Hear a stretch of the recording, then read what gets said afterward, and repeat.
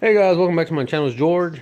As y'all can see, I got my 4x8 sheet here of a 1/4 inch flat sheet, and just like my other table that I was working on, it's not squared. So basically you got to cut off about 1/2 inch here and end up over there kind of at nothing, and the same thing here, 1/2 inch, and go all the way over there, and that should square this side off, and same thing for the other side. Second thing I gotta do is I gotta put a jack under this sheet metal to kind of pick it up, because once I put a little piece of strap there to guide my plasma cutter, that little dip right there is gonna cause some serious issues there for me. And then I also got to get some of this 24 gauge sheet metal, stick it under here, because that plasma cutter will burn the damn concrete and leave it stained pretty badly. So other than that, I'm gonna have to cut this here on the bottom.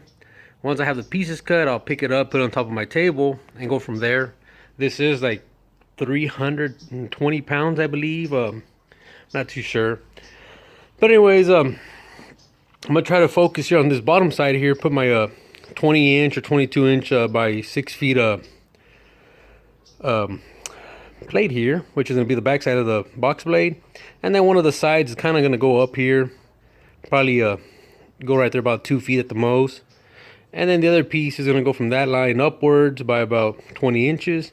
And that way I got most of this material here measuring 6 feet, in case I got to make some brackets there for the blades or whatever stuff. You know, I'm trying to not waste so much material because it is pretty dang expensive anyways.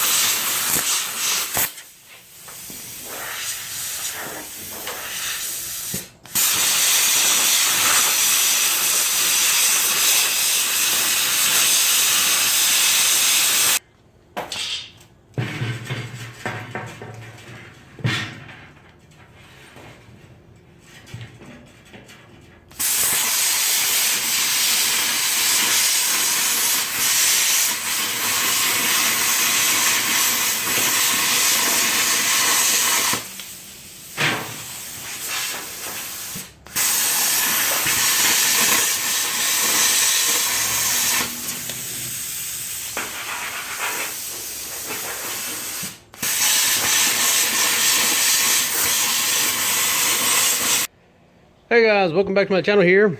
So I finally decided to make more time and work on this do-it-yourself box blade, and basically it's going to be 6 foot in width, and right now we're at 71.5 inches because I'm missing a 1/4 inch on each side.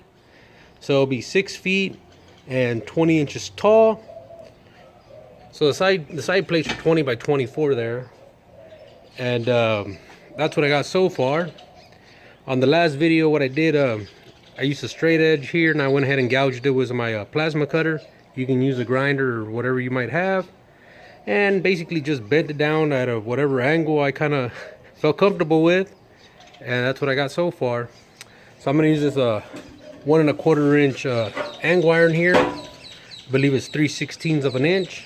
I'm gonna go ahead and tack it here on the top. That way I can reinforce the top, and then I'll go ahead and square off whatever I need to square off here. Hopefully it's not much. So same thing here. Like I said, when I bought these sheets, they were really off squared, so I did my best when I got them.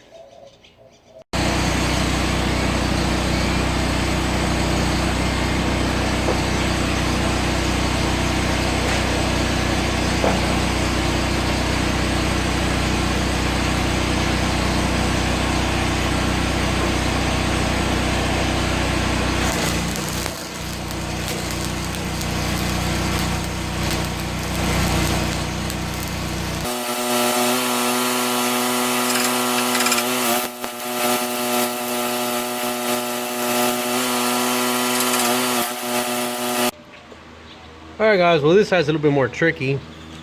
As y'all can see, I'm pretty good there on the bottom, and up here I gotta push this forward, this piece about a 1/4 inch to the front, and it has kind of like a crown on here. So what I'm gonna have to do is tack it on the bottom, and then somehow align this piece, move this forward about a 1/4 inch. Man, I wish I could see the line on there, but the lighting is terrible. There we go. So I got to move that forward, and then I got to close this off by moving it to the left.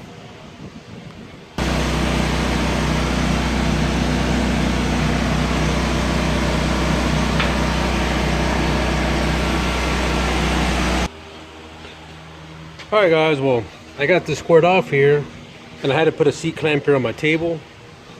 As y'all can see, I don't have nothing on either side. It's just being held with a C-clamp here, and then I use a come along, and I got it right at the very edge. That way I didn't bring the ends really closed in. So, because at first this lid was like somewhere over here when I cranked the come along. So, looks pretty good there.